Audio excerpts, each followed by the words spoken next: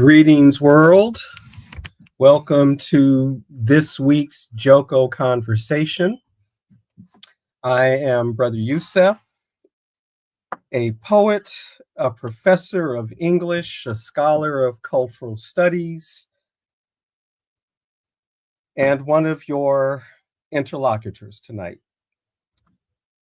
Please let me bring on my comrade and my partner, Tasha. Greetings, Tasha. Greetings, good Brother Youssef. And you made good on introducing yourself. I did. Yes, I did make it a Right point. on. I remembered at the last moment. I'm going to do Yeah, it. So let you me put it in introduce there, for a change, right? right?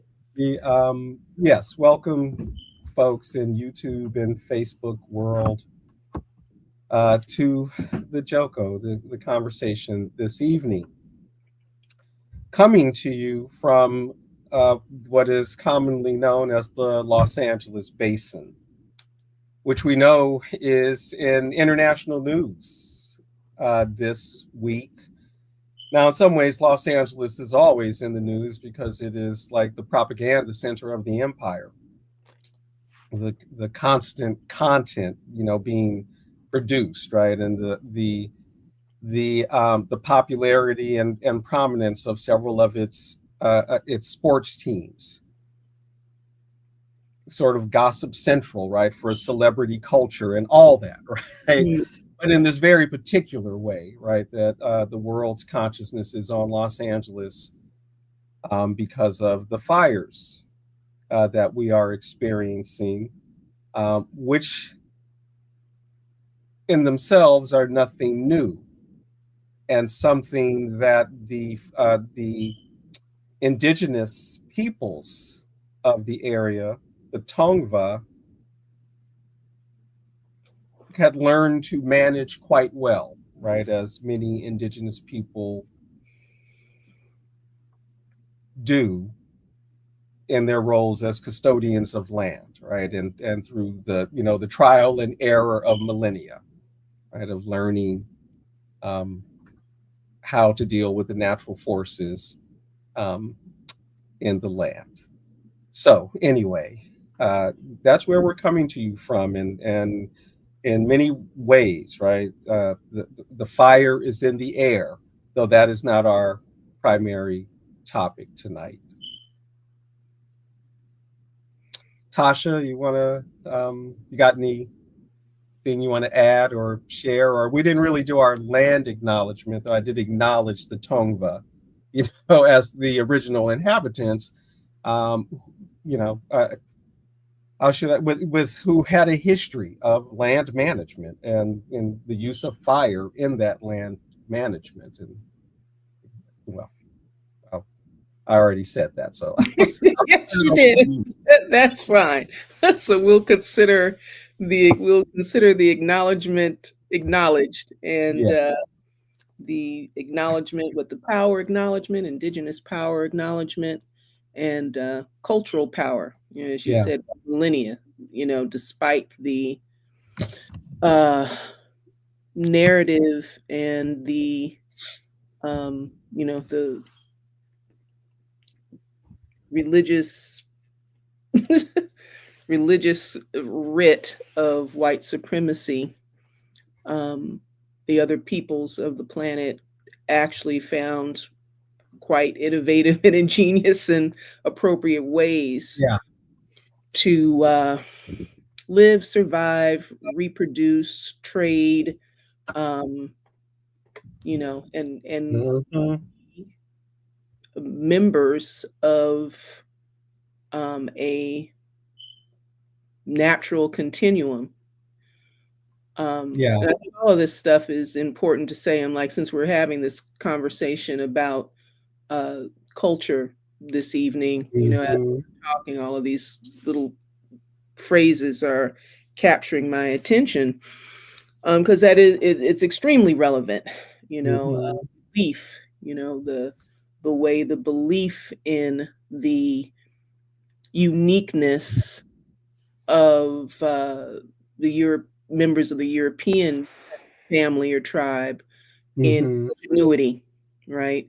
And it absolutely is part of our cultural uh, experience, you know, and our belief pattern, and juxtaposed, with the reality that, Mm-hmm.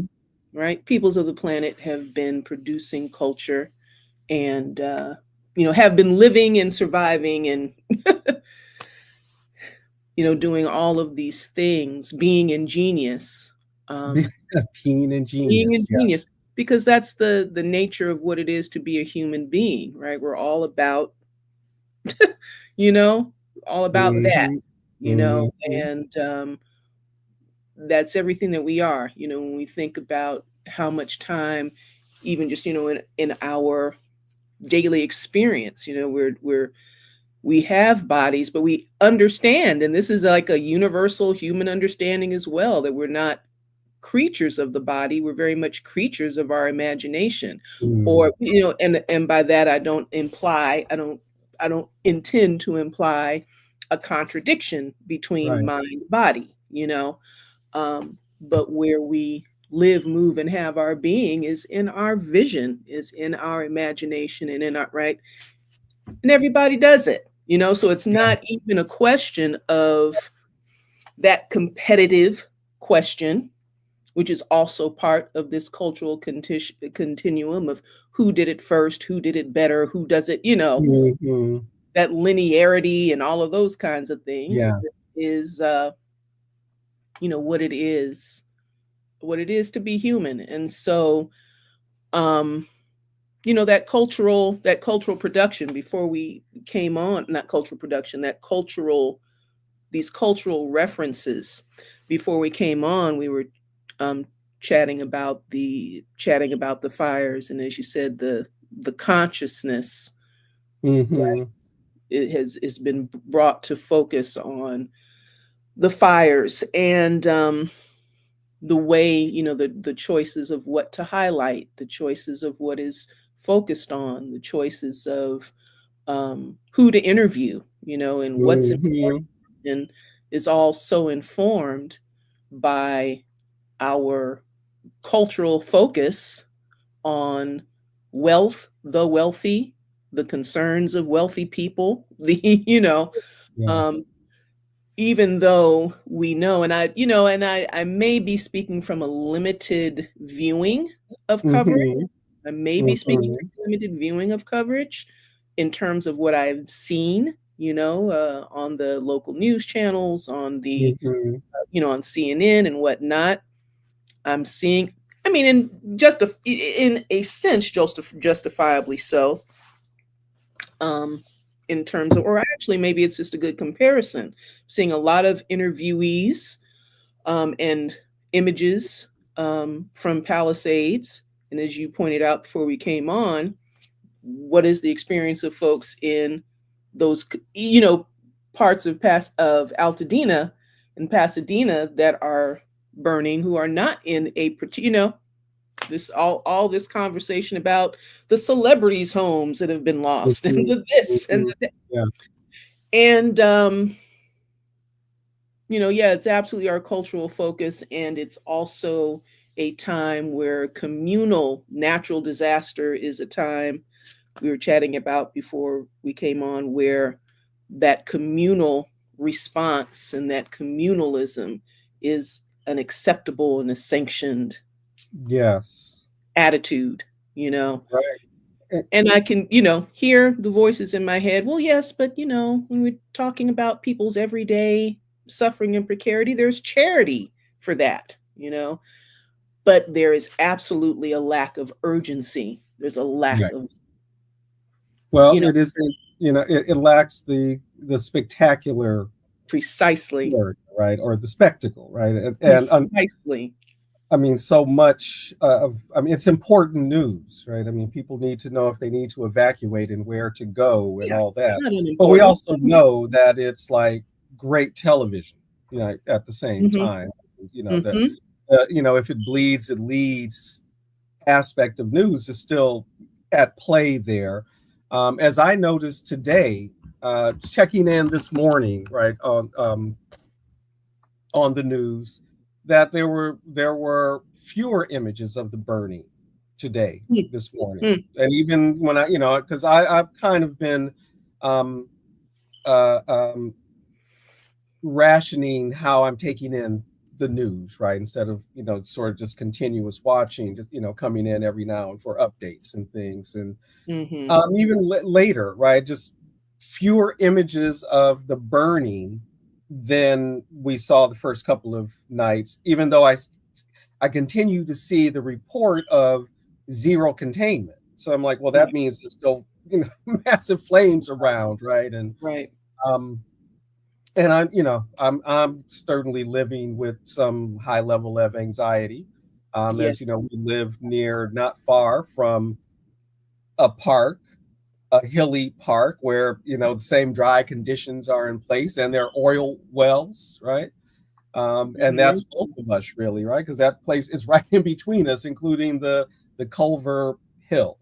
Right. The So we're and whether or not these things are going to start coming down the hill into the truly densely populated areas, right? And it's Right. gotten close, right? This new fire that is jumped up in West Hills, in Woodland Hills, the Kenneth fire, right? It's awful Yeah. close to where a lot Yeah. of people live in the valley, right? Yeah. So we're monitoring, right? We are waiting to see. So not wanting to mitigate the important. This is important news, right? But Yeah. to Which for is not local the yeah. news to share, right? Yeah. Beyond the spectacle, but then that's also part of it, right? The spectacle that it becomes, Mhm. especially for a national audience, Mhm. and the way, Mhm. well, one of the Mhm. things I've been looking at, as we were talking about, the differences in the places that are burning, who's Mhm. getting the coverage, right? Mhm. Um, and I don't know. I mean, yeah, the Palisades, it's been the bigger fire, right? But Mhm. the Eaton and Altanina is right behind it in size. Mhm. Mhm. And hopefully the other ones don't get a chance to get that big, Right. right? Right. The But also, I've been looking at the way the right wing in this country, which you might as well say is the far right, because what the mainstream means by the left Mhm. in the United States is at best really a political center. Mhm. Um,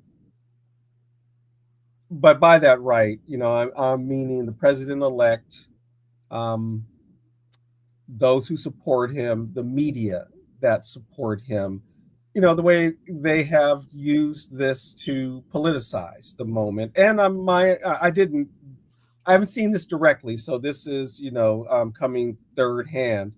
But apparently, a local politician, namely, and by Rick Caruso, using it as a political moment to talk about mismanagement or something like that, right? Of Mhm.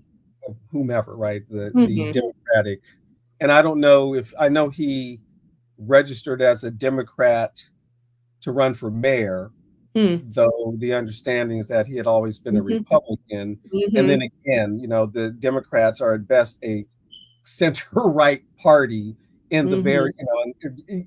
even though I don't think the US population is probably best described as center left, right, in terms of what people actually would like to see done with their tax dollars in this country. Um, but I don't want to get off on that topic, because I wanted to talk about the way this has been politicized, um, all of which was predictable, right? You know, the president elect showing his usual lack of class, um, calling the California governor names, regardless of what one thinks about the California governor. I mean, it's just the schoolyard, character. It's just like, come on, Juvenile. so juvenile. It's at least The June. but Yeah. again, just making stuff up, right? This notion of the problem is Newsom wouldn't release this, water conservation something, right? And but whatever it was, this water conservation, uh, he made it up. He just made, Wow. there is no Just such made it the hell thing. up. He just made it Wow. up, right? Okay. The or his handlers made it up. What the It's a lie. it's a lie, right? There's some notion, again, this notion about mismanagement and running out of water, and partly, if Newsom had done something right, then water could come down from Northern California and all this other thing. Mm-hmm. Where again the experts have to come in to say, well, Yeah. actually, Yeah. Southern California's reservoirs are full, and in some cases more than full. It's just the confluence of events, right? That Huh. I literally just made the felt a wave of capacity nausea. tight. One. Mm-hmm. Well, but this misinformation is, it's out, it's repeated, and to what end? The guy on Fox, Jesse Waters, very kind of creepy guy, Mm-hmm. the one who bragged about slashing his current wife's tires. Tires. He'd have to be there to offer her a ride home. Right. That guy. Yeah. So he makes the implication that, and I think it might have been Laura Ingraham. I'm not sure though, or another woman who is a Fox anchor who looks like Laura Ingraham. That what's their favorite alphabet bugaboo right now? DEI is somehow the issue, right? As he puts up he shows a photo. Here's the leadership of the LA Fire Department, right? These three women. And also implying, though he has no way of knowing this because he's just looking at them, that they're women and likely lesbian, right? And that the problem has been, and this is what the woman anchor doubles down on, that instead of working on recruitment, resource management, or whatever, they've been focused on DEI. And here's what you Right. get. That's the new line. Right. Never mind that the current chief is it like been a member of the department for 22 years and worked her. It doesn't matter, right? It's just this assumption they jump to, and even the notion that because LA made a decision not to hire white males, right? To put a moratorium on white males, this is what they get. Okay. Now, there is some truth to that. Mm-hmm. But here's the truth to it. Going back to the 70s, right? A court decided, yeah, you guys, you have enough white men. You need to recruit broader than that. So we're going to put a moratorium on, and we will revisit it, right? And then they revisited it in 1994 and said, so we're talking about 74, and then 94. Said, okay, yeah, we're going to still keep this kind of thing in place, right? You're getting better. And in 2002, which would be what now? 23 years ago? Right, okay. 23, right. They said, all right, you're good. Moratorium lifted. So for the past 22 years, as many white males who would like to apply for firefighting in LA County, city of LA, there is nothing in your way, right? The last 20. So, but again, it's the way they cherry pick, right? To make political points out of what is, disaster for people, right? So, but why not? Is this what Naomi Klein's term, disaster capitalism? Disaster politics, right? Anyway, I didn't want to leave. That's not our subject tonight, and but I didn't want to leave it unremarked because we're living through it, right? We're watching it.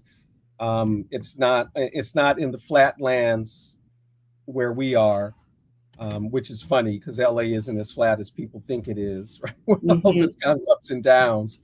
But Mhm. we're not in the hills, where things are burning right now, and Mhm. in the brush areas, Mhm. and the mountains. Well, Um, I think that to talk about that manipulation of information and that that persistence in using political rhetoric to, what is it? What is the agitprop agitprop, definition? To influence and and promote a political perspective. It is applicable, and it and is move on to point to action. what we're talking about. Yes, Yeah. what we're talking about, tonight, and this, and the way that it works in this realm of belief and persuasive effect, and what is the word, dramatic assertions and emotive performance, if you will, rather than on a level of uh, fact seeking, in terms of referring to experts for Hmm. analysis and understanding. Now, I think it definitely has the elements of, Hmm. speaks to cultural influence, speaks to Right. an important aspect of why are folk accepting of this, and I think that these people have very much learned with Trump that Hmm. the whole Trump career, that you can say anything. I think that they Right. have learned, you know what I mean, progressively, uh, Right. you know what I'm saying, that to a much greater extent than they probably anticipated, you Hmm. can really say anything and it matters Hmm. not, you know. And it Hmm. has everything to do with our anti-intellectual culture as well. Yes. People don't The read, compare, people don't connect. cultivated anti-intellectual culture. Cultivated anti-intellectual culture, Yeah. through what? Arguably, agitation and propaganda, arguably, Uh-huh. you know, feature films, the feature films, primetime television, Yeah. all of these things that tell us to disparage the quote unquote nerd, to Hmm. distrust, you know what I'm saying, to Hmm. distrust pettiness, to all of those kinds of things are a huge cultural feature. Well, and to not ask questions, right? To not be questioning in a particular way, in any kind of way, right? Hmm. Or if you ask the wrong kind of questions, this becomes threatening. And again, that's been cultivated. That's very much been cultivated, and it is coterminous with the attack on education, Hmm. right? Hmm. Which goes back definitely to the 70s, right? I mean, some Hmm. people might. I can't say. Actually, no, I take that back because now that I think about it, I'm thinking about the research I did for on PASLA, and Van Tile Whitfield, writing already in the mid 60s, or being told right in the mid 60s that he wasn't going to be able to have an art class in Hmm. the local public school Hmm. because there was no funding for it, right? This is the mid 1960s, and the arts were the first to go, right? And I Hmm. was like, whoa, that long, because I've been hearing this and knowing it for a while, right? The Hmm. defunding of arts, but I have to Hmm. admit to being Hmm. surprised, like, my gosh, already in the 60s they were beginning to defund the arts, right, in a lot of schools. um, Hmm. so I'm going to come back around to that, okay? Because Hmm. actually I want to back up a little bit to what I was talking about. um, Although now, well, we can go a little longer. I wanted to share the video of these Fox people. Hmm. And this is from David Pakman's YouTube channel as he's Great sharing and channel. commenting on it. So Great. Yeah. let me, I think it's ret to go. Let me get it ret to go. Okay, perfect. Dismiss. Let's do this. Let me do that. And then, okay, give me a second and I will share the screen. Okay. Da, da, da. Okay, I'm gonna look for that. Share audio. Yes, everything looks to be good to go. Or not. I don't understand. Oh, I haven't selected, that's why. Okay, I think we're good to go. There it You is. can see it? Good. Okay, Yes. let's play. Lesbians are to blame for California fires, and female firefighters, and DEI, and non-white firefighters. I know, David, what the hell are you talking about? Lesbians, once again? Listen, at least they're not blaming trans people, right? They're taking a break from that. Due to a combination of homophobia, it's a combination of a bunch of different things. Due to a combination of homophobia, a complete disregard for the facts, and desperate attempts to criticize their political adversaries, Fox News, MAGA people, etc., are blaming DEI and women believed to be lesbians by them that are part of the Los Angeles Fire Department for what's happening in Los Angeles with the fires. I'm going to give you a few examples. And of course, as is always the case, you've got to read between the lines a little bit to really get at what they're saying. Here is Fox host Jesse Waters, who puts up a picture of the leadership of the LAFD. And, you know, I'm going to be honest with you. I don't know if the individuals pictured are lesbians. I don't really care about speculating, but what's circulating from the right is that they are lesbians. Okay, let's imagine that they are. Here is Jesse Waters pulling the same stuff they did with Kamala Harris. This is the sort of like DEI thing. And Waters implies, just based on their appearance, we should be questioning whether they know what they're doing. So who else is running things? This right here, ladies and gentlemen, this is the leadership of the LA Fire Department. I sure hope they know what they're doing. Yes. Laura Ingraham with much of the same stuff. Not these women right here, but this kind of you know, to use that dismissive, objectifying, not they aren't human. Humanizing Language, right? Yes. You know, that's okay. Let's get back to it. Let's see. Yeah, just saying it is DEI, diversity, equity, and inclusion policies in the LAFD, meaning they haven't just hired all white men that is responsible for what is going on. Take a look at this. We haven't even mentioned the idiotic DEI priorities that have infected the hiring of senior personnel throughout the state. The fire chief of LA, I'm sure, is doing her best, but of all the challenges facing California, she has made a point of focusing on diversity and inclusion because fires care about the color of your skin. Okay. Then we have Matt Walsh excreting on X, quote, Los Angeles deliberately set out to exclude white men from becoming firefighters.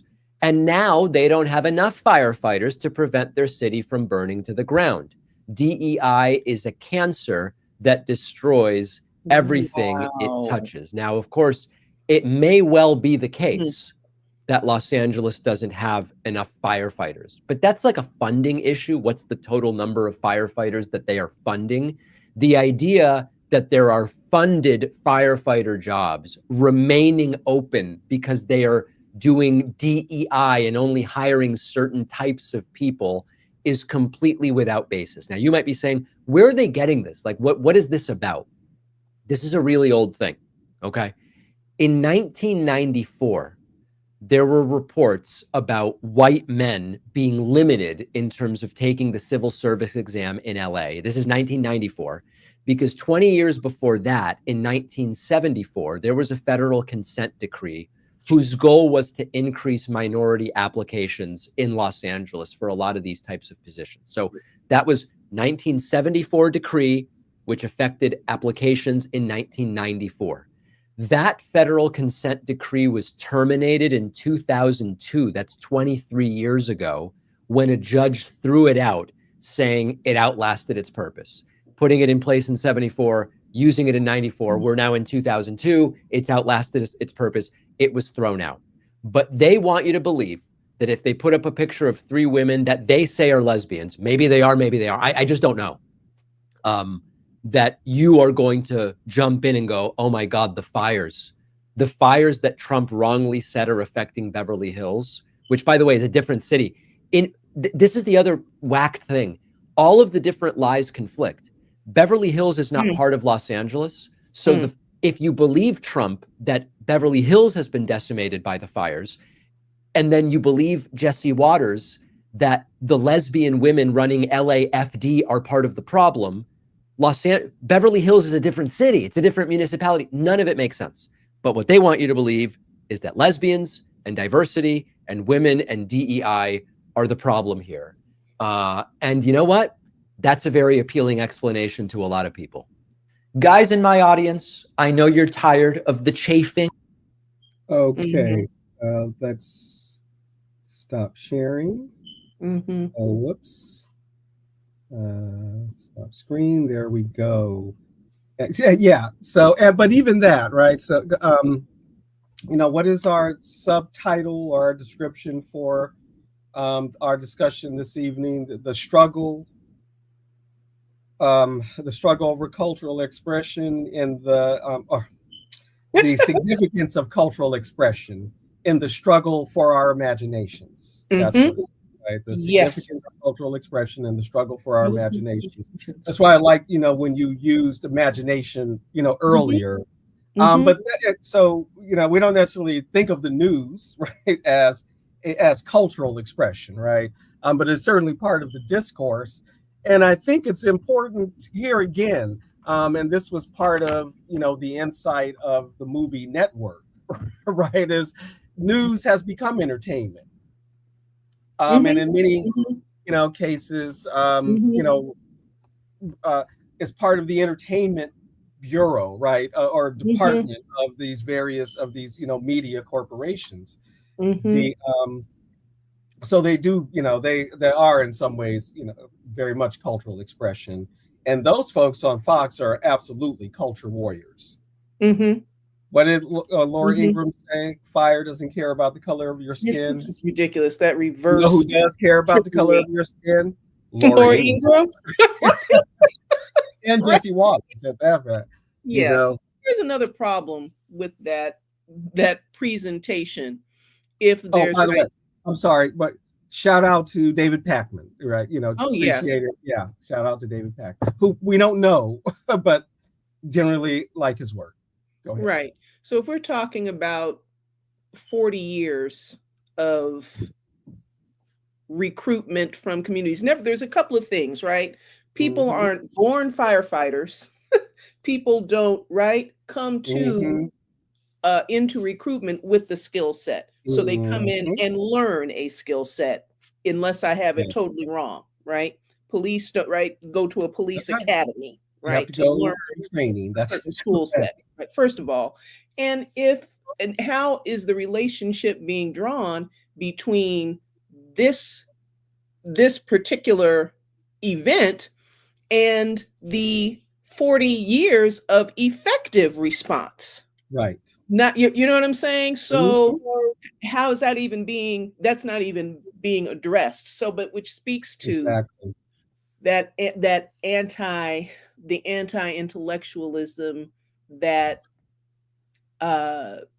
does not allow us to think in terms of phases, think in terms of sequence, think in terms of, you know what I'm saying? Because it's like, it's an anachronism. The way they're presenting it, it's, you know what I'm saying? It's literally cherry picking the present to relate it to a bunch of other disconnected, without offering the context, right? That just has no context, no background, no backdrop, No no background, sense no, right, of exactly. time and change, and time and change. I don't want to use the word progress because it's too much connotation, but time and change Hmm. and history. And what, Hmm. unless you're saying, can show that post moratorium there has been some drastic decrease in effectiveness, then Yeah, which you don't or even address. a drastic decrease in white male firefighters.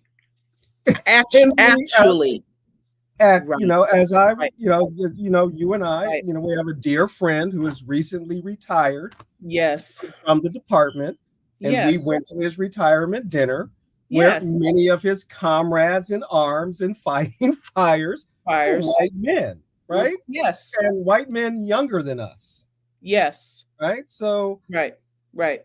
so anyway, yeah, You know, so it's what is its value, right? Because it's not news that they're sharing, right? It's it's called not Fox. news. That is but that was not news. They're No. offering none of the, like, as you mentioned earlier, who do they choose to interview, Mm-hmm. for example. Mm-hmm. So anyway, we're uh, Mm-hmm. suddenly becoming the subject of our evening, and it's not. But I I'm gonna deserves argue that it a is. conversation. I'm gonna argue that it is. I'm gonna argue that there's a segue, right? Let's Because segue. the reason Yeah. that the reason why the rhetoric works is because of the cultural predisposition, Yeah. right? Okay. A cultural predisposition toward homophobia, toward simplistic thinking, toward racism, to the cultural predisposition, you know, um, and which is back to why Black folk understand the um, uh, white folks voting against their interest in electing Trump, or in mass being in support of, in meaningful numbers. I'm not going to say in mass, in Yeah. In meaningful meaningful numbers numbers, yes. being supportive of Trump. We easily see that as a manifestation of racism, and the that appetite for whiteness, and that desire to assume a cultural Right. position. Yes, to make reality match their imaginations of, what is the order of things, right? Match the imagination. Another thing of what is the order of things, and that is a mythic question. That's a Yes, mythological exactly. question. That's a belief question that goes That is a that belief question. religiosity Yes. that we talk about, that is all outside the bounds of um, actual religious doctrine, in the way we think of religious doctrine, in terms of a system of you know deities and metaphysics and spirituality, and that sort of ritual. But I think it is very profitable um, to expand that definition and carry that expansion of definition, because I think it's actually the reality, that culture encompasses all of these things, This is, yes. all of these pieces, even the that what do we, even if it's an quote unquote intellectual endeavor or an academic endeavor, what do we choose to research, what questions do we choose to ask, all of those kinds of things. So if that is a good segue. Well, we're making it a segue, right? And I, Are yeah. you saying my segue wasn't good? Well, well, Well, I that's want to, easy. because, yeah, because the topic is cultural expression, right? Yeah. And by which we typically mean the arts in some kind of way, various ways. Um, the So I was, as you were talking about that, and about that the the belief system, in effect, right? And even the theology of whiteness, if you will, right? That hasn't emerged, right? And now, can speak its name, without shame, right? As there are folks advocating, white Christian nationalism, right? They're calling it that. But I began to think about, okay, so what are the cultural, what's the cultural product, right? What that folks are responding to, or maybe more accurately, what is the cultural product that folks are consuming and taking as a mirror of life, right? And that this is what life is supposed to be. And of course, it is the the movies and television, right? And streaming series, right? Particularly, traditional movies and television, where the white hero, the white male hero in particular, has for 100 years, right, been the subject of these films, right? And that maybe became more complicated in the films of the 1960s and after, but a little more complicated, only routinely kind of challenged, but still, with the white male as the center of the struggle, right? The one who's going to save the day or fail, whose journey, right, we're following. Wonderful movies, right? And people have their various opinions about movies. I mean, but really, what I would, think of as, fine pieces of cinematic art, like The Godfather, right?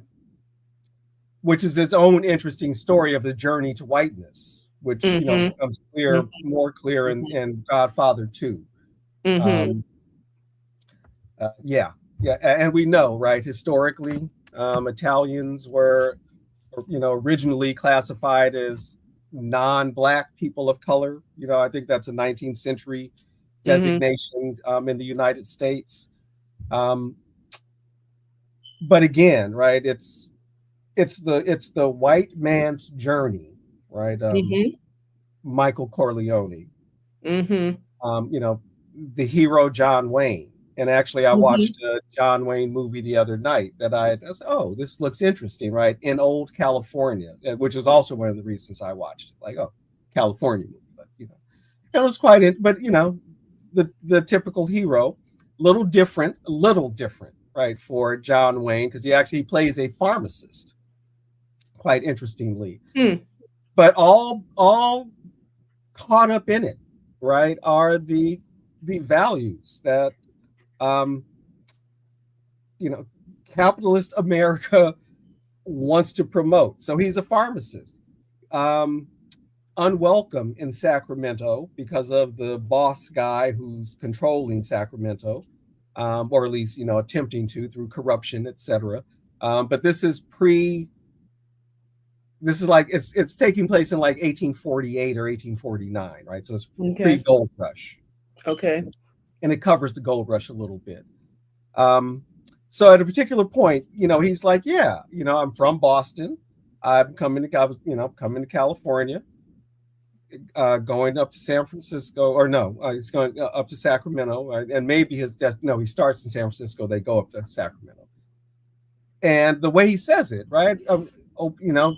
This is needed in the country, right? So I'm going to be providing a service for the country and make a little profit, because that's and make a little profit, right? Because you should be able to make a little profit, right? That's the American way. John Wayne, right? Mucho gucho, mucho macho. So iterations of that, right? Iterations of that over time. That was I will admit in public right now, without shame, that I have never seen Die Hard or any of the Die Hard movies. And mainly because, yeah, I've already watched John Wayne. I don't need to, and yet I know the Die Hard movie because it's been such a cultural reference, right? And various parodies of it, and but here again, right, sort of the lone wolf, white guy, Rugged individual, cop, right? Going to save the day, and along the way, it's got nice little quips, kind of, how should I say? Dare I say? I don't want to say, but I'll say it. Kind of blackish in his manner. You know what I mean? He. You're talking about the Die Hard series, yeah, right? Exactly. Because now we're that's why I didn't want to say. and 70s, yes, and you need to express a little blackification to show 1980s. Show your power. Immer effer, right? Yippee ki-yay, immer effer. Come on, right? I mean, that's our word anyway, MF, right? For historical reasons. So, but this is what I'm talking about, though, right? This is what they're responding to, right? This is the imagination, right? The central character, white male, typically, who's going to save the day, who's upstanding, upright, in charge, humble, knows what to do. MacGyver, go on. MacGyver. Exactly. Knows what to do. I think it's been quite common films of maybe forever, but certainly something I noticed film the 90s and after the 80s, often a veteran, right? A veteran, maybe even special forces. And we aren't talking about just, right. Cinematic releases, right? But as you mentioned, MacGyver, right? The television heroes, this is the central straight to cable, but yeah, the Central American myth, most often reproduced in all kinds of film, in all kinds of films since for as long as we've been watching film. As long as we've been watching film, exactly. And no doubt before we're listening to radio for U.S. film. That's right. To shape the imagination, to inform. Exactly. Please go on. And because it does matter. I cannot remember the exact quotation, but the founder of Bank of America in the early years of film remarked that what a great tool this will be, right, for shaping the imagination. And V.I. Lenin, right, the Russian revolutionary, first leader of the Soviet Union. What an incredibly powerful tool we have in film, right? So, it was recognized at the outset, right, that the role of film in helping to shape imaginations, and we can be sure that yes, the U.S. ruling elites, ruling interest, and state have always, made sure to intervene. And since the 1930s, and certainly, right, since the crash, the Hollywood system, the industry has been reliant on Wall Street financing, right? Wall Street, and so Wall Street financing is not going to.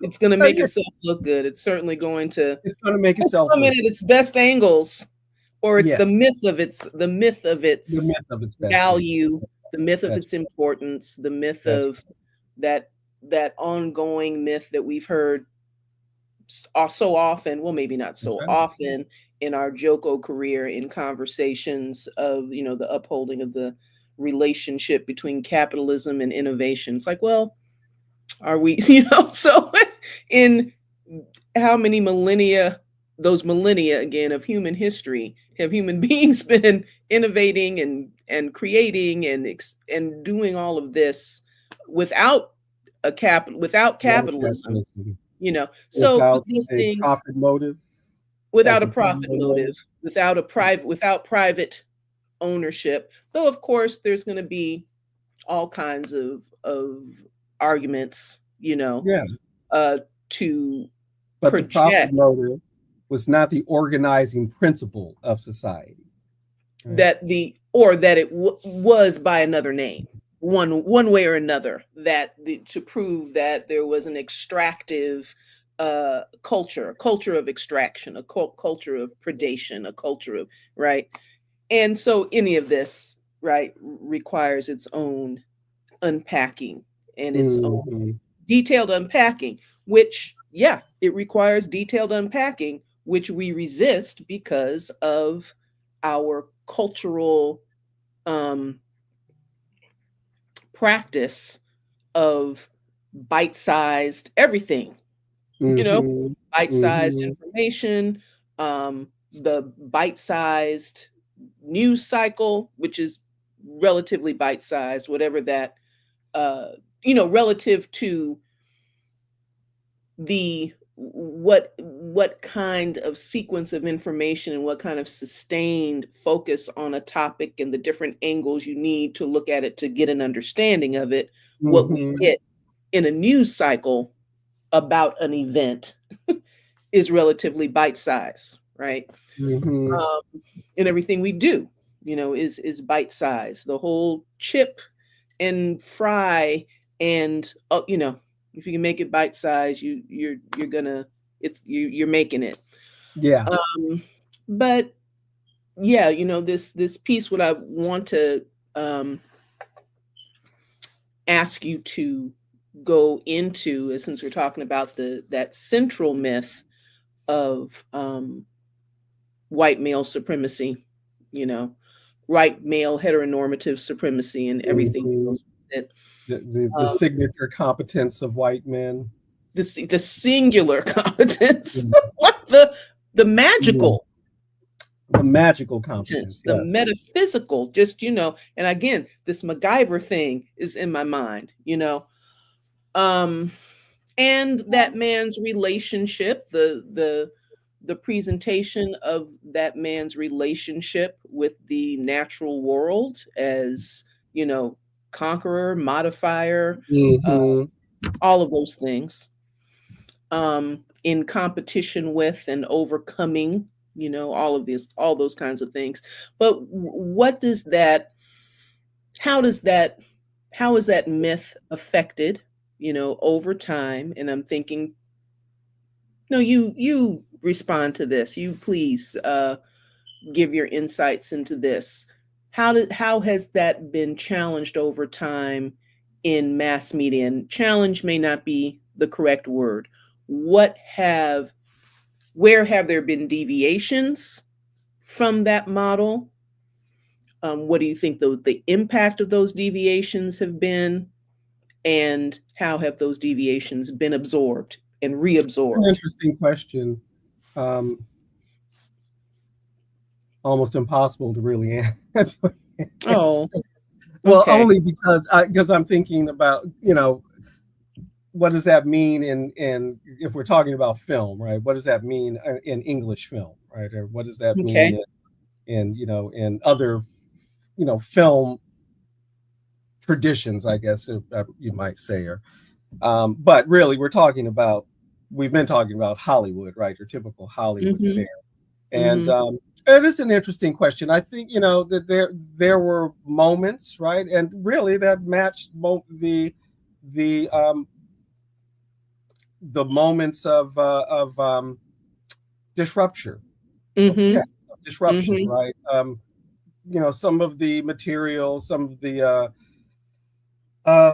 what do they call them? Sort of. Um, I'm drawing a blank, right? Like movies dealing with social issues out of the Yeah. 1950s into the Yeah. 60s. Yeah. some of the early work of maybe somebody like Norman Jewison, Mm-hmm. maybe, right? Mm-hmm. And Mm-hmm. um, in particular ways, though, and I got to even think about that. You know, if I have a particular film in mind, I can't remember the name of this particular film. What I remember about it, the actor, the the comedian Dick Gregory was in it from Mm-hmm. the 1950s, Mm-hmm. and he plays a jazz musician. And I Mm-hmm. think the white actor is Don Murray. But Don Murray is the central character, though. So again, right, it is the white man's story. Mm-hmm. But it's a story about trying to break out of the ordinary, right? Trying to break Mm-hmm. away from the kind of corporate life he was living. Mm-hmm. And he ends up taking up with this I think Dick Gregory plays a saxophonist, Okay. um, who challenges him at particular points, right? And it's a little hip jazz film. They're uh, smoking a little weed and Mm-hmm. being bohemian. And I thought I Mm-hmm. was actually like, wow, this. Who knew? I didn't know that this movie was ever made. I just came across, and but from the 1950s, and I think there are those films, right, that begin to show up that are a little, at least beginning to raise questions. I don't think that's a Norman Jewison film. I I'm probably thinking of, and again, I'm not sure. I think this might be if he was the one who directed. What's it called? The Bold Ones, the Sidney Poitier and Tony Okay. Curtis, Yeah. which is but Yeah. so there's the beginning of a break, right? I mean, there's the whole thing of them being chained together Right. and Right. escaping together and Mm-hmm. needing to work through their various animosities together, Mm-hmm. whether The there's defiant any. ones. Yeah. Mm-hmm. Go ahead. Thank you. The Defiant Mm-hmm. Ones. Old Ones was a TV show. So there's that, right? But Mm-hmm. again, there are problems, right? It's problematic stuff, right? Mm-hmm. There's the film. There's a film from the mid 1960s, maybe 1964, with Ivan Dixon, right? That it makes him. It's his story.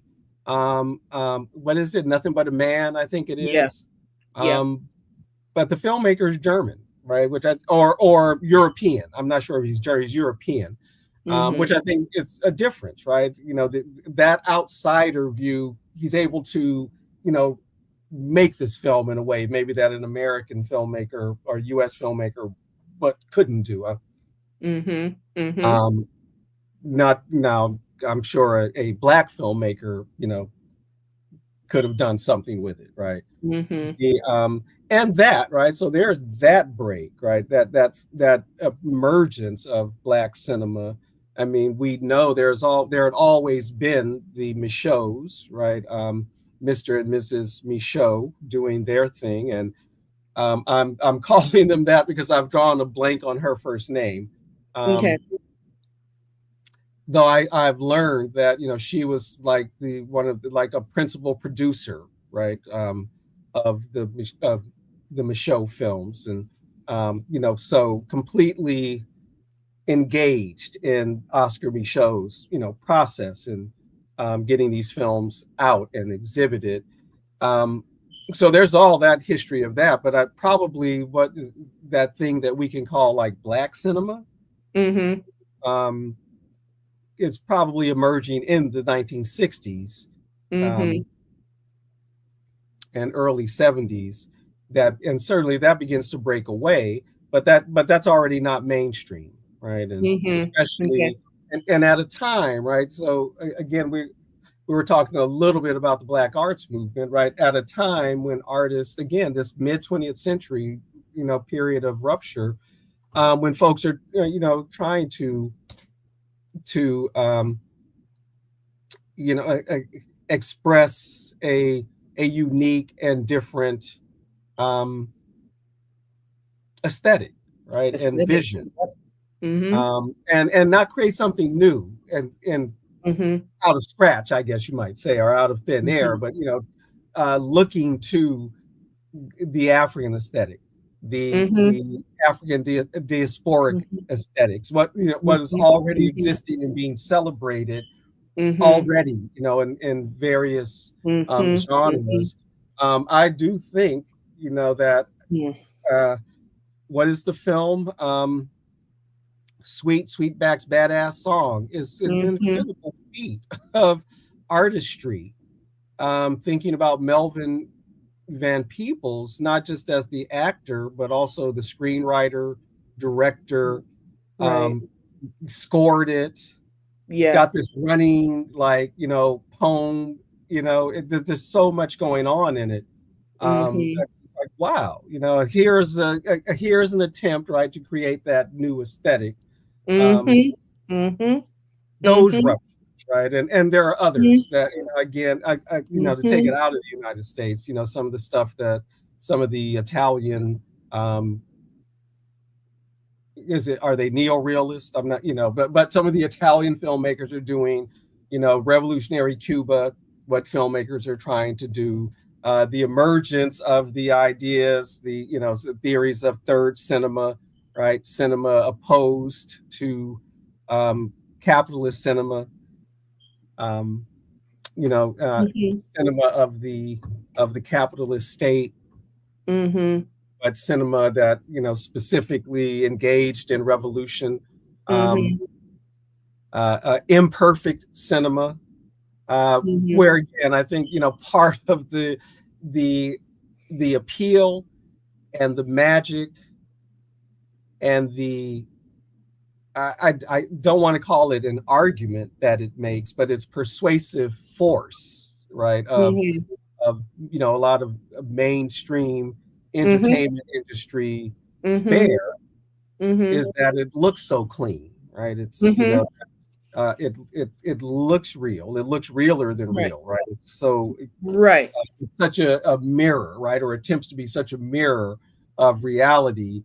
And they work very hard, right, to erase the lines, to make us forget that on the other side of what you're viewing are people with cameras and lights and all this other stuff, right? That this is a construction, right, of which something matters. Yeah. And even that, then somebody had to sequence it in a particular way, and then think about how the music is going to impact, how you feel and what you take from it. And the repetition, I often think about just the volume of material that is produced just in Hollywood, right? Yeah. That most eyes never see, but they only need a few, right? It's just, anyway. If that answered the question, right? There was a moment, I don't know who the filmmaker is, but there was that moment, right? The 50s, the 60s and 70s, when the old studio systems break down, again, to the Hollywood model, right? The old Hollywood studio systems break down. There's more room, for innovation, trying to tell new stories. You get some work that may be critical, right, in ways of U.S. institutions in a particular way. Rarely do you see films that, raise questions about the United States military. Right. Especially if they want military funding. But there was that movie that came out in the late 70s, The Boys Company C, very good film about Vietnam. I think Stan Shaw is in it, if I remember correctly, but I might not be remembering correctly. But anyway, I think it is Stan Shaw. The among other, Andrew Stevens, I think, is in it. That moment, right, allowed for that type of film. I suppose even a movie like Deer Hunter. Yeah. That there's so moment. much talking about those moments and mass impact and when the discourse, well, also at how it shapes the understanding Mhm. of, you know, how the uh, uh, explosion of resistance, the of resistance energies, of revolutionary energies, Mhm. just to say 50s through 60s, and you know how that I've always seen it as a kind of accommodation. Certain films being made that are feature films, you know, Yeah. are do a kind of accommodationist move, a kind of can't beat them right now, join them kind of, you know, Mhm. And yeah.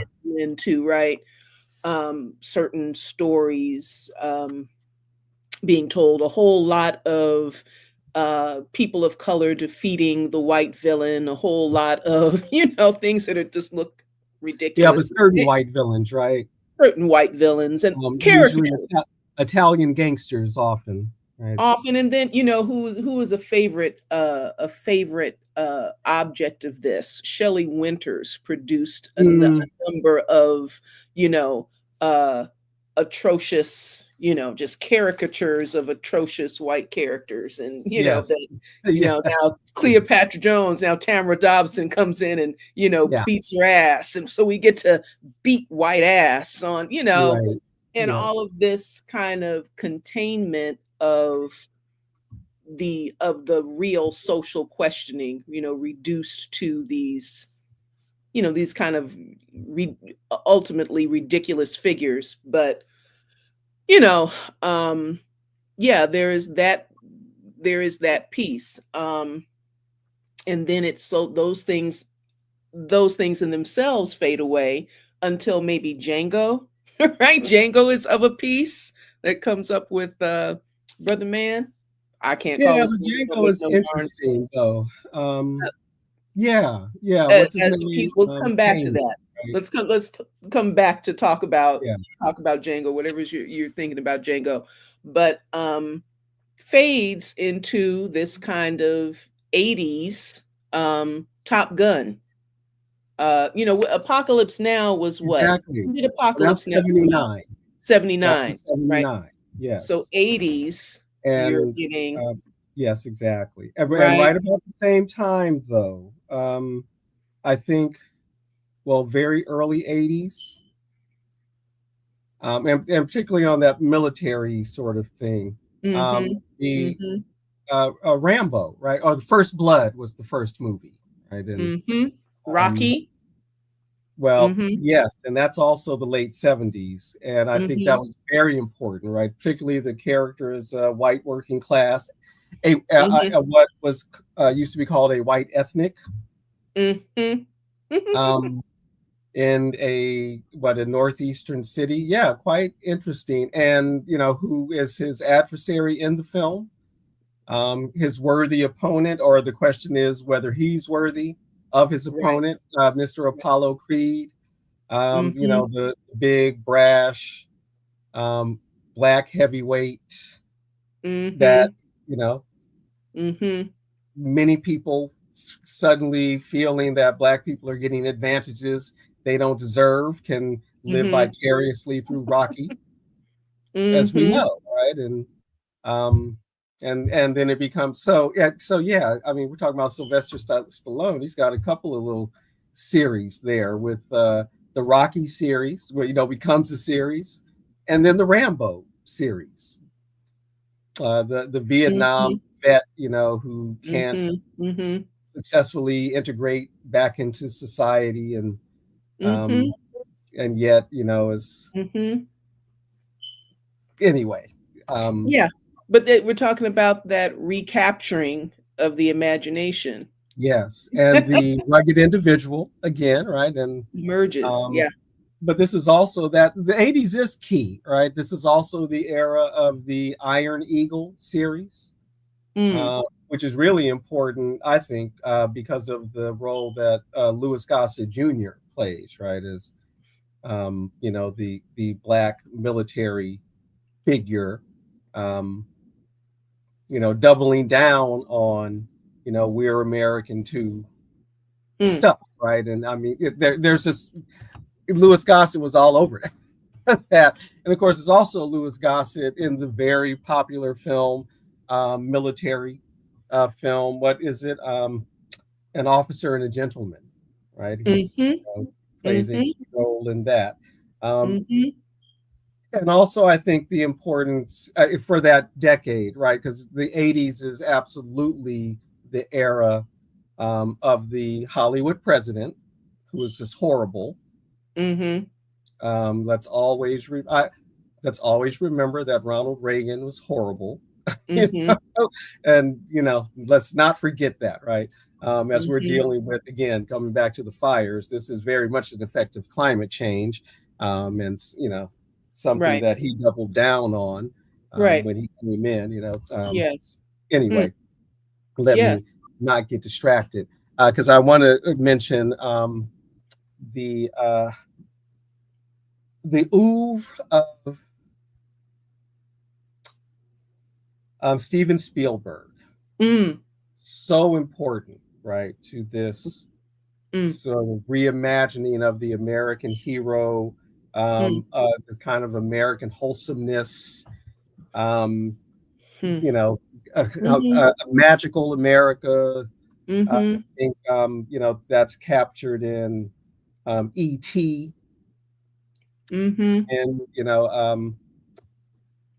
didn't he do what is it the Indiana Jones, right, character, Mm-hmm. fighting the good fight against Nazis, and Right. uh, again Right. this extraordinary individual, right, What is and the word? Yeah. Simplistic villains and heroes. simplistic villains and He's a heroes. simplistic villains and heroes. Yeah. Go ahead. Go ahead. Yes, Well, please. no, I don't have much more to say. I just that his work, right, I think is also an important aspect in that reemergence of the American myth, right, or the challenge Yeah. um, to that. And I don't know that it was ever, I don't ever want to exaggerate, right, the way in which it was challenged. I mean, there was that moment of Right. rupture where some things could get through in a particular way. Different kinds of questions could be raised, and Mm-hmm. different kind of stories could be told, that aren't necessarily revolutionary, but certainly are, a challenge to, what were the norms of the day. I don't know if you remember. So for one thing, right, the fascination with the devil, Oh my right? God. The Yes. what is it? We both love, right? Rosemary's Baby, which Yes. I don't still don't because it My still favorite scares films of all time. me, Yeah, right? it is. I love Um, Rosemary's Baby. This shit is the scary as hell. But not The because of the double Exorcist. so much as the that secrecy. It's like Kafka-esque. That's Well, the the vibe. filmmaking, right? Yes, The exactly. filmmaking is just The yeah, filmmaking, but yeah, but who's the yes, the Exorcist, right? It's yes.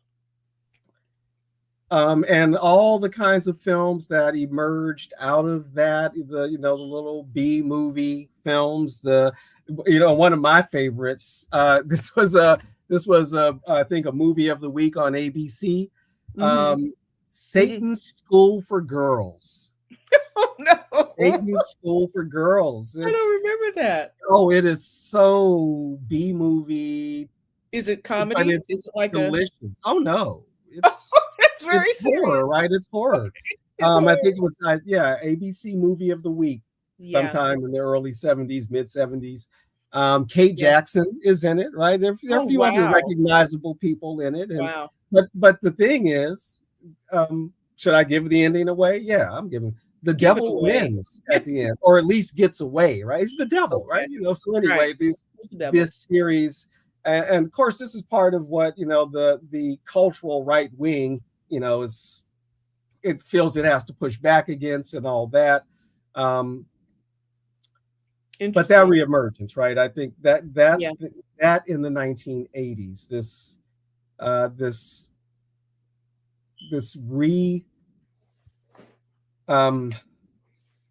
capturing of the mythic, right? The American mythic in kind of particular ways. Yeah. Yeah, and there's always countervailing force, but yeah. And the something that I do want to kind of get to, but I also want to jump back at whatever point to whatever your comments are about Django. But the significance, I still remember, and I was a young child, 7, 8, something like that, watching films that had African presence, either through, statuary. How's about things like A Warm December? I literally For example, yeah, I remember love that film. watching A Warm December, and Mhm. my emotions and feelings and the imagery of that romantic interaction. And I remember the actress's name, but that energy of That's a beautiful movie. it was a lovely movie, and that energy of identifying with the protagonist female character and whatnot, as you know what I'm saying, as what we do psychologically when viewing, Mhm. right? And I remember, again, like I was saying, films that um showed Africa, films that show, any of those kinds of things. So what I'm thinking about is the impact not only of what is presented, but the impact of what's invisibilized. And Mhm. when it's presented, I'm using the word impact a lot, but when it is seen, um, it has this kind of it shocks the system. I think it is even more. It becomes spectacular Mhm. for its rarity. And the power as talking about these things. I'm using this term agitation propaganda a lot tonight, because we were talking about culture. And it was part of what I read about in preparing to have the conversation of uh, always the argument. It's the what's left out of the story. It's the what's left Mhm. out, the what is not seen, the what, and the power of that. So there is a certain um, power in presence. There is a certain, I don't know if I want to call it revolutionary. That's probably too big a word to apply to it, but there is a um, the revisibilizing has to be very carefully curated, right, and Mhm. controlled. um and what is seen, and how it's seen when you do now have black characters, indigenous characters, um Latino characters, or however that uh manifests, because Mhm. there is this huge impact. I always talk about, like, the image that I have behind me tonight, and something that I always talk about was the huge impact in my childhood of being able to look at, which was a deliberate act, by my mother, to have me have access to these coffee book tables full of Mhm. images of African people, so that the image of African people became normalized, you know. And anyway, so all of this, really to say the importance and the value of that that process of visibilizing, Yeah. and the power of visibilizing, in and of itself, whatever the issue is, right? We don't there's Mhm. not a more nuanced and clear conversation about houseless people, because houseless people are invisibilized as much as you see the word homelessness, what have you, or raised in a complaint about encampments, or what I'm saying. Real Mhm. houseless people are invisibilized. We don't hear their voice. We don't hear their stories. We don't hear the, you know what I mean? There's no spectacle or urgency around what's happening there. But in any event, all of that. Well, the urgency isn't around people being unhoused, but around About the whatever kind of discomfort. eyesore or crime, it's rather than the crisis Yes. of people being unhoused. So, Yes. the emphasis, the perspective emphasis, right, is Yeah. Very carefully handled. because it's a What are we- spectacle what are that we one talking can't about? miss, right? Right. Well, in person, right, as one drives around the city and the various cities, you can't miss it. And of course, even more invisible are those unhoused people in the rural areas and exurbs Absolutely. and suburbs, right? Even more Right. so. Right. But yeah, I wanted to, I wanted to come back to A Warm December because I want to give people their due. Right? Because again, that's a very beautiful movie. I remember seeing that with my parents. I think we went to the Century Drive-In, which is where we must almost always went, right? With the Century Drive-In back in the day. Those folks who know and remember the Century Drive-In. I think there's a Sam's Club there now or something like that. But that was Sidney. I don't know if it was first, but I think it was one of the first films he directed. And you know what, an international African endeavor it was. With because I remember, and I've mentioned this actor to you before, asking you if you remember him, Johnny Seka, who you might remember. Yeah, okay, right, because if you remember, he was in the film, right? And the actress, her name was Esther Anderson, who was Jamaican. Okay. And I just love when we all come together from our various, scatterings, to do these projects together. And that was at a time, right? This is at that time. And of course, that's part of the story, right? As he's an American ambassador or something like that, right? And she's an African princess of a newly independent country, and all that. And then it's got the bittersweetness of her illness, and so. And I forget the little, the young woman who plays his daughter, also in it.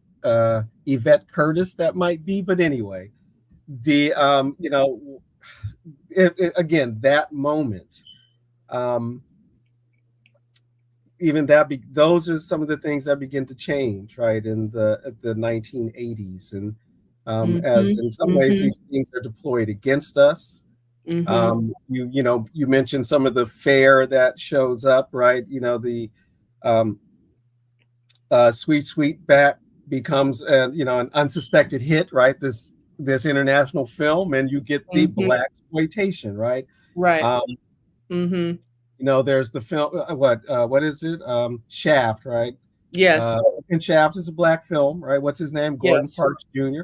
But it also it reflects the ideologies of Gordon Parks Jr. Right. No, sorry, Gordon Parks Sr. And right. Gordon Parks Jr. does the Superfly, the first Superfly, which again, I think a lot of people seem to miss.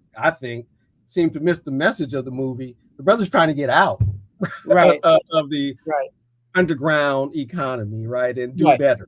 But anyway, right. Everybody else, everybody seemed to take the message. Oh, it's time to get rid of the fro and get that get that Superfly,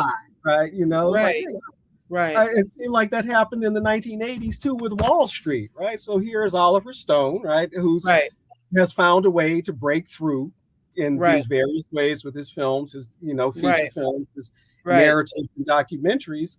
Wall Street is this morality play.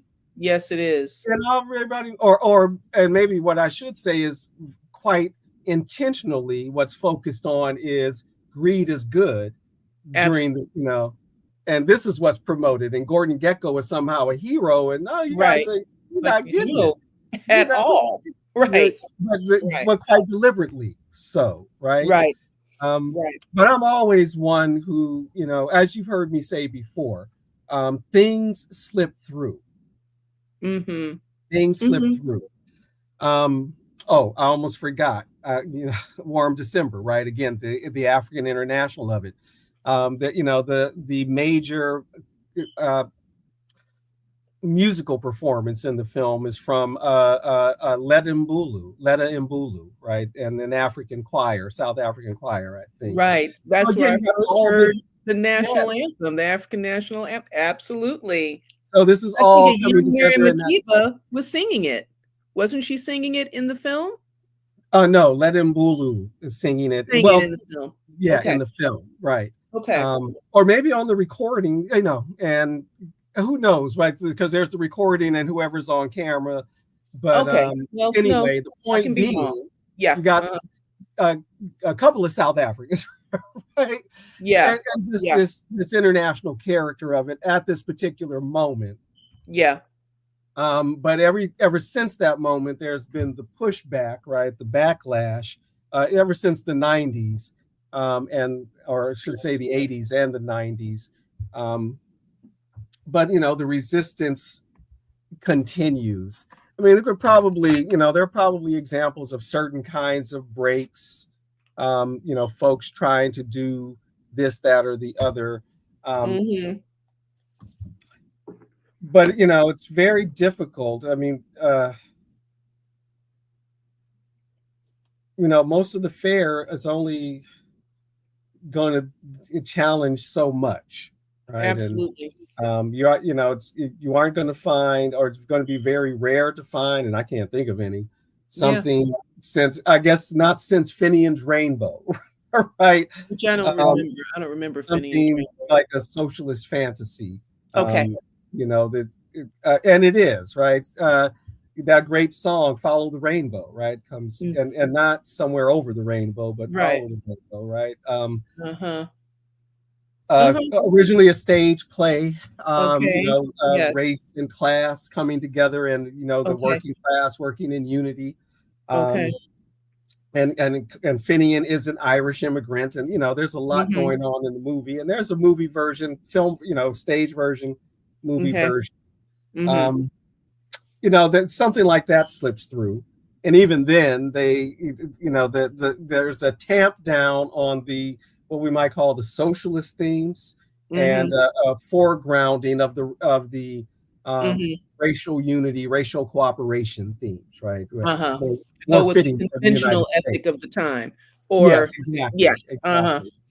The and I recommend it. It's a good film, right? Fred Astaire is in it, and quite a few, But anyway, the you're not going to get a film like what is that? I think it's called The Bus Stop. Not the American film, The Bus Stop, or The Bus Station. Anyway, it's a Cuban film, and it's a wonderful little socialist allegory, right? Of these people stranded at a bus station and at a bus station where a bus barely passes, so they're kind of stuck there, right? And they have to make a go of it, right? So they're figuring out, who can do what and what they have to offer. What is the socialist slogan borrowed from the New Testament? From each according to his ability, to each according to her need, right? It's so that ethic, right? And anyway, you're not going to get that, right? But you still get certain things will slip through. Right. My issue with Django, yes, is and in some ways it's my issue with Black Panther, right? Okay, so first of all, Django, it's like it isn't like organized resistance, right? It's this very interpersonal individualized, story, individualized, right? And again, I'm assuming that Quentin Tarantino just didn't have the knowledge to do otherwise, right?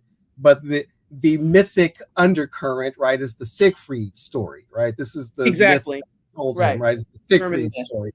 So he has to go get his Brunhilde, right? Right. It's not Well, I Absolutely. guess, it would have to be ISIS searching for a SAR, right? But anyway, it's not, it's not, but they didn't have, what else did they have to choose from? I mean, is Yeah, Tarantino going to do that research, for right. And that, the, since it's Tarantino's film, it's if we can Tarantino's film. understand that, right. Exactly. Hmm. And then just in terms of, okay, so, Django's going to use some armed resistance if that's what it comes down to. Uh-huh. He don't he don't shoot the owner, right? Mhm. It's the German immigrant who shoots the white guy. He shoots Mhm. the working class white men, right? But Uh-huh. I mean, Interesting. there's just these kinds of things going on in it, um, that I'm like, okay, yeah, I was entertained, but I didn't need to see it more than once. Just simply, I thought it was, what I found more instructive was how the audience responded. Yeah. And I watched it at what is currently Cinemark, maybe at the time was still the Magic Johnson theaters over here at Baldwin Hills. The Pan African Film so Festival still, right. is where I So saw it. still, a primarily, black and brown audience, Mm-hmm. and all of those people of color Mm-hmm. cheered, right, Yeah. to see the white people getting what they deserved, sort of thing, in the film, right? And it was Mm-hmm. clearly, the kind of, what is it, vicarious Right. Right. experience that Right. I found, okay, that is more instructive than anything in the film itself, right? Mm-hmm. What it's showing about how audiences feel.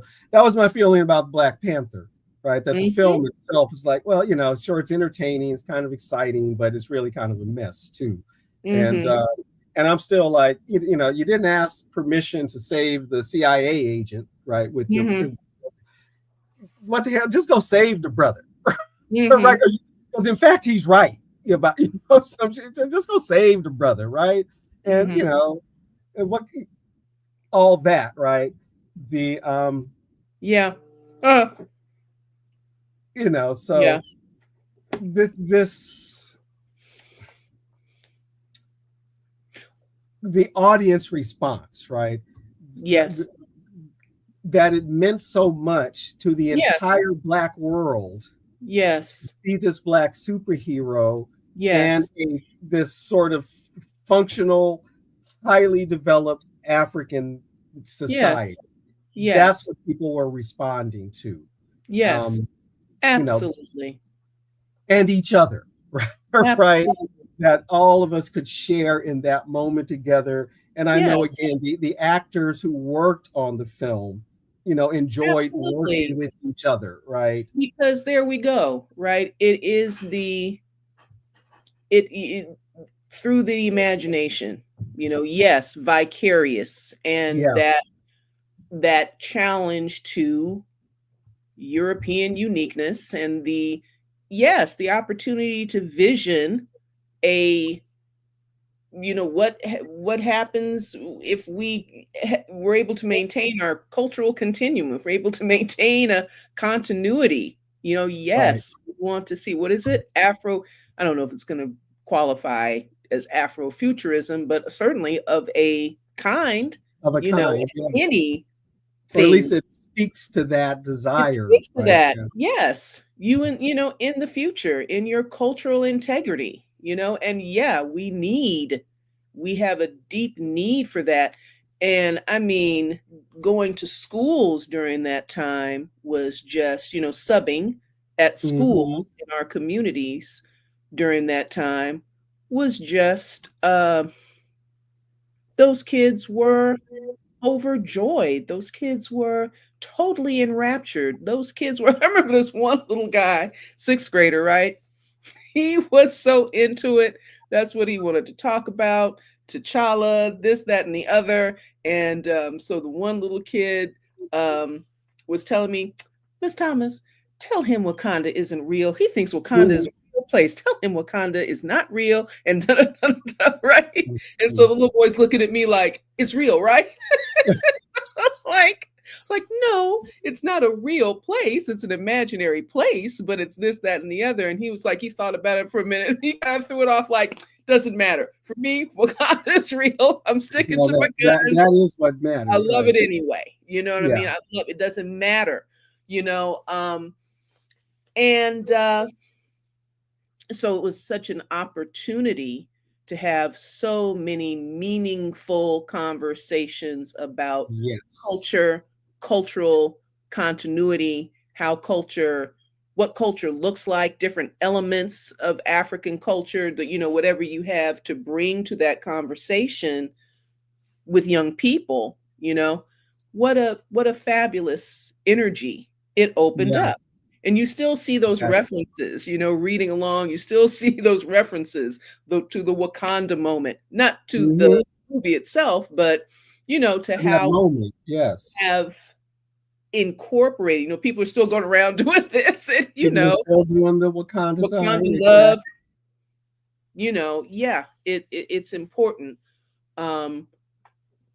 This is what culture is, where we create ourselves. Culture is where we create ourselves and reproduce ourselves in our own image and likeness. Reproduce, right?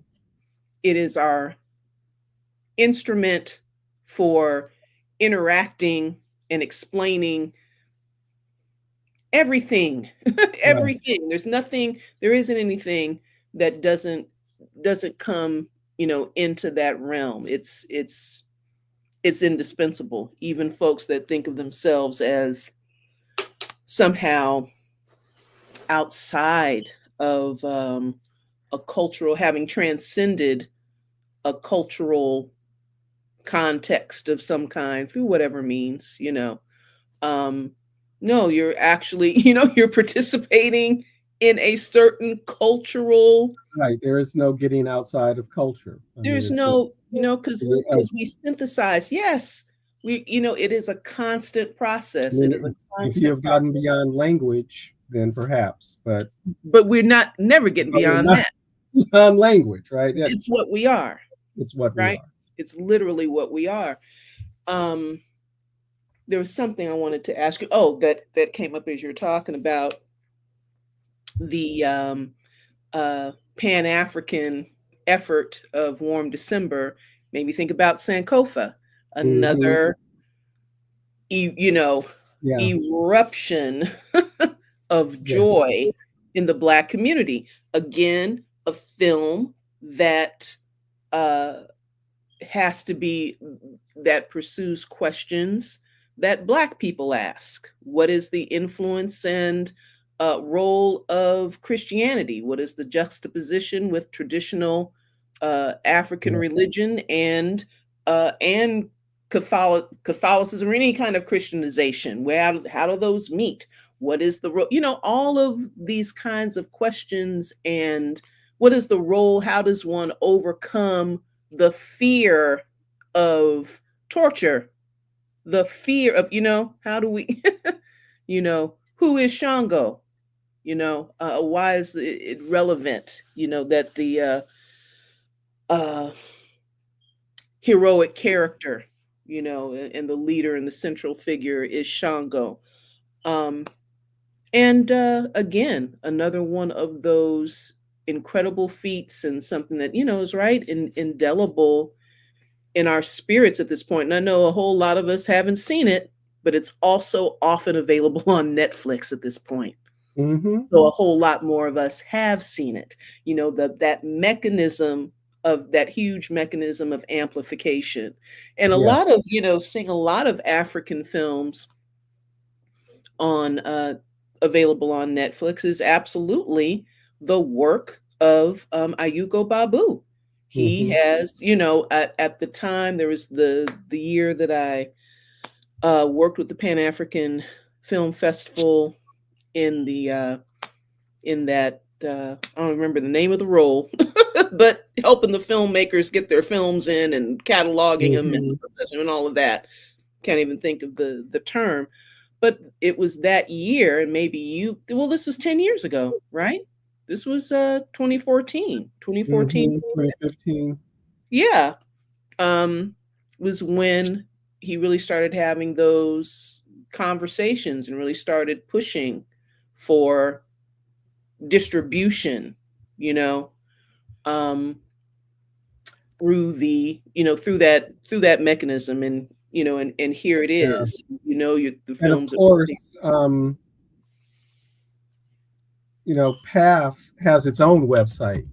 So yeah, a lot of the stuff on Mhm. that's on Netflix is there because of Ayuko's work. Mhm. Um, but they have their own website where people can go, Yes. watch films Yes. And and support pay the them. festival. Yeah. Right? So the Pan Support African that. Film Festival, right? Which it's January, so it will be in Los Angeles next month. That's right. That's right. And Here the it comes. booklets should be out soon. But yeah, I'm thinking about that distribution, right? And what we get to see and what we don't get to see, Mhm. and how often. When you asked about or where we started, right? Where is this myth, reproduced over and over again? And one of the Mhm. first examples I gave was, film from the 70s, right? Classic film from the 70s, The Godfather. Mhm. And The Godfather is replayed on television multiple times a year, right? Some stations will play the Godfather saga, back to back. Mhm. And I'd be Mhm. willing to say at least once a month you can watch The Godfather on one of the cable channels. And the Mhm. same with so many other, films, Right. and certainly classic films. And Right. it's nearly 100 years old now. It's closer to 100 than it isn't. And you can bet that The Wonderful Wizard of Oz will be on television again sometime soon, right? But how often will you get to see A Warm December? Right. It'll show up, Right. but it's not going to show up a lot, right? Right. Django doesn't even. I've seen, Django comes on every now and then on the various cable shows, but not that Yeah. often. Yeah. Black Panther a little more often because it's a Marvel film, right? Uh-huh. And ultimately, right, they come down on the side of the partners with the CIA guy. Right. So a lot of these things, right, a lot of the films we're talking about, that they become invisibilized. Yeah. You mentioned Sankofa, and yeah, when does that ever get on, like, Stars Encore or whatever, right? Yeah. And how about The Spook Who Sat by the Door, Mhm. which every now and then might get on, Mhm. every now and Pops then up. on one of the black themed stations that may or may not be black owned. Maybe the TV1 you will show some of the black exploitation films or films from that era, but Yeah. I won't necessarily show The Spook Who Sat by the Door. That Yeah. wasn't the only film of the type from that period. I mean, you could, what about films like The Informer, right? Um, or what was that other one? Uptight, coming from that era, Mm. dealing with, various kinds of resistance. Mhm. Or even a film I mentioned earlier, that we both brought up, or two films we brought up, The Boys in Company C, Mhm. which again, the Vietnam from the infantry man's point of view and the Mhm. kind of ridiculousness they had to deal with. Or even, you'll see The Godfather more often than you will see Apocalypse Now. Mhm. These two Coppola films, right? Mm. That's the Apocalypse Now, and actually I liked Apocalypse Now Redux that added some scenes. They're still they're critical, right? They offer a critique of U.S. empire, and Apocalypse Now is based on the Joseph Conrad novel. What is it? The Heart of Darkness. Heart of Darkness. It is based on which is a critique of U.S. or of European imperialism. Yes. Whatever its flaws may be, it was offering a really pointed critique of, and there's a scene in the novel, there, the ship that's going upriver has had a battle, with some natives, right? And the narrator describes, these Europeans as, standing, their feet, their shoes soaked in blood. Making the point about, this is what European colonialism has meant in Africa, right? Our feet are soaked in the blood of Africans. And the film offers that critique, right? Updates it, offers, uses film, right? Uses cinema rather than literature. So you don't see that movie as often, right? Because it's not reproducing the narrative. Where again, like I said, the Godfather is, it offers a kind of critique, but it is about a family's journey to whiteness, in effect, right? What does Vito Corleone say? And I think in the first film, right, he was hoping that one of his sons, particularly Michael, would one day be a U.S. congressman or sort of thing. And now, Michael is the one who, it wasn't him, but his, kids, right, are going to hopefully move into whiteness in that way, or in some legitimacy.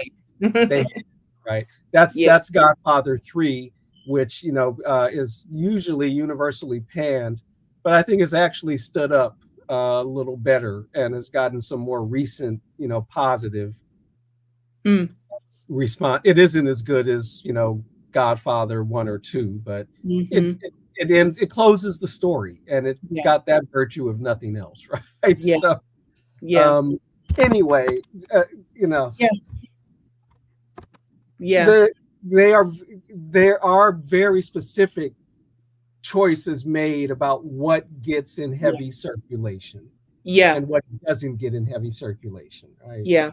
Because the imagination must be controlled, and there's actually, without that level of monitoring and without that level of policing output, people are human, and they tend toward humanistic values when they understand, even as people are supporting or are zealots for a far right agenda, their immediate motives for that are it's at least for the good of the tribe, right? For the good of the survival of the tribe, and the seeding of the grievance politic, the notion that, how central and important is the notion that these whites, have been taken advantage of, abused, displaced, and all these different kinds of things, not as the kind of raw survivalistic, we need more numbers in order to maintain a certain power, is something that I think a taste has to be cultivated for, ongoing, particularly in the drawback from this period of the conventional ethic of racial harmony and anti-racism and that kind of, that kind of notion. So, it can't just be power politics that doesn't have an immediate appeal. That, I think a taste has to be cultivated for that. And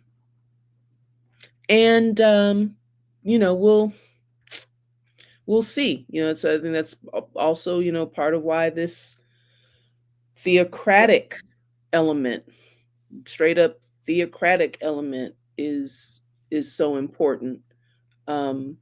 Because if you can get into the God and the devil binary,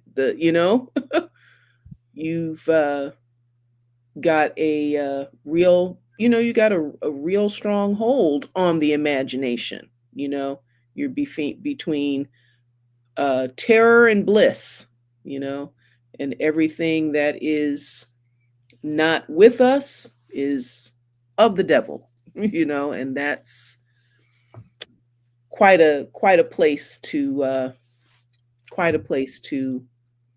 be coming from, and to have to uproot and work out of, and displace. So there's work to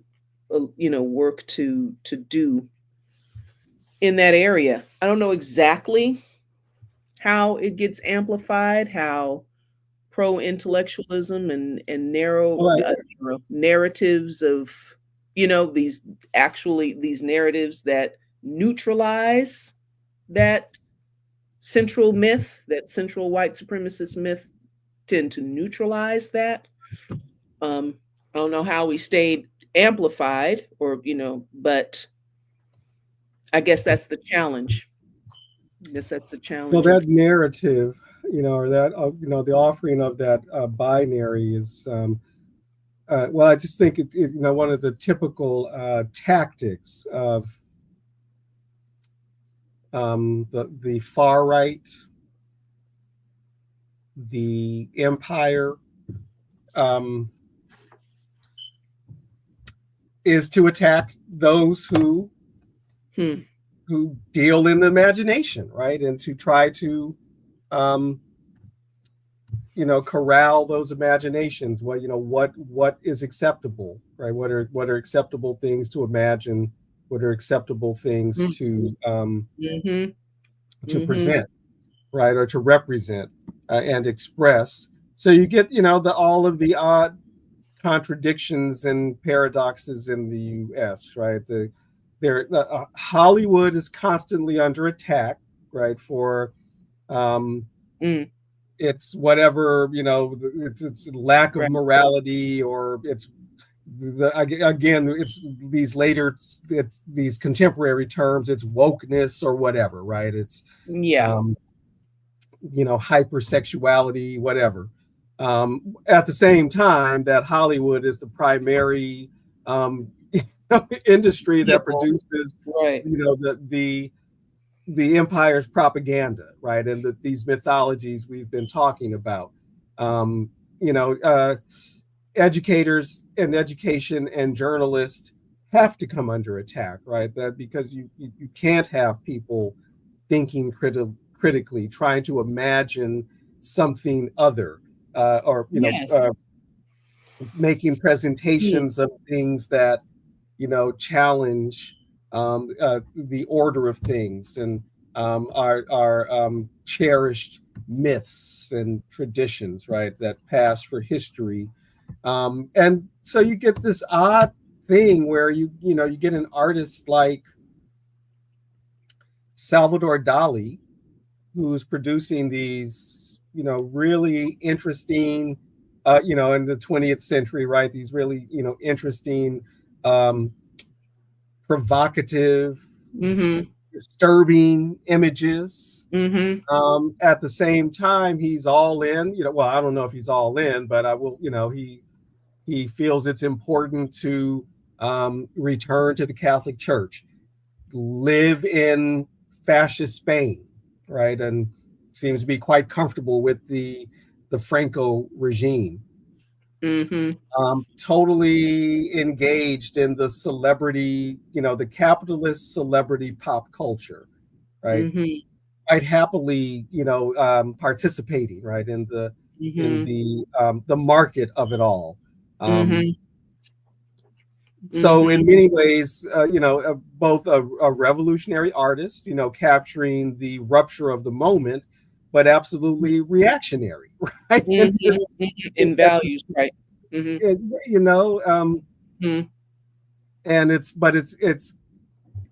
Dolly is safe enough, right, in the mid 20th century, late 20th century, into the early, well, no, probably his reputation is established, right, as an exemplar of surrealism and a great artist and all Mm-hmm. that. And people Mm-hmm. have to fight for recognition, and continually, it seems, to have Frida Kahlo recognized. But Frida Kahlo was an unrepentant communist, and Right. that is expressed Wow. in her Right. work, right?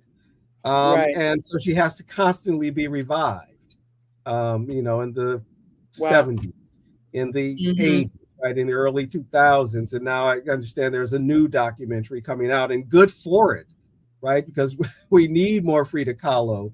And I love what she said. Um, I don't paint my dreams, right? When she's asked about her position, or she consider herself a surrealist, and I don't Mm-hmm. paint my dreams, I paint my reality, right? And even that notion of Mm-hmm. the other ways we experience It's the reality. real. Um, Absolutely. we're coming up on 2 hours. We sure are. I was about to And we say. have only scratched the surface. So I think we should revisit this, because I haven't even got to my primary notes yet. Well, that's because there's some kind of lack of discipline that we have. Yes, and We're into we've talked chattering. about more about film than anything, right? And I did Mm-hmm. want to hope we could look at some Yeah. other genres, right, and what we are allowed to imagine and not imagine. And Yeah. it's kind of come up, the role that the imposition of the market on our imaginations, and what is what is sold to us, right? Is Let's save it um, for next week we'll because save we it are for on next two week. hours and ain't nobody hanging this long. We ain't trying to. But anyway, because we've only scratched the surface. I mean, that's the thing I keep thinking about, is that there's so much more to say here. But the point is, Absolutely. right, the struggle for our imaginations, right, and how we are allowed or expected or encouraged to imagine what freedom is, what liberation looks like, what peace and justice are, etc. So we'll get back to it, right? We'll get back Yes. to it. So I'm totally with us continuing this conversation next week. And I We know like you it. and I will have some conversations about it. So We I'm sure going to go will. ahead and we will go ahead and end this stream. I will see you in a minute. All You right. want to say goodbye to the people? Like, subscribe, and share, and comment. If I think we've got 14 or 15 regular. Well, we have actually 100 and some subscribers, and about 15 regular viewers. Our little numbers kind of tend to go up to 15, so that's a lot of people for a healthy conversation. Like, subscribe, share, and comment. Get in on the And comment. conversations. Yes. Perfect. See you in a minute. Yeah, folks, that's it for tonight, as we are coming up on 2 hours of what was supposed to be like an hour and 15-minute conversation. But there is a lot more here, and we're going to get back to it. This again, right? The significance of cultural expression in the struggle for our imaginations, and how we can imagine revolution, imagine the world we want, that world that's more humane, and not just for us humans, but for all our relations, as our indigenous relatives say. So with that, I'm going to repeat, Tasha, like, subscribe, and share, and we'll see you next week.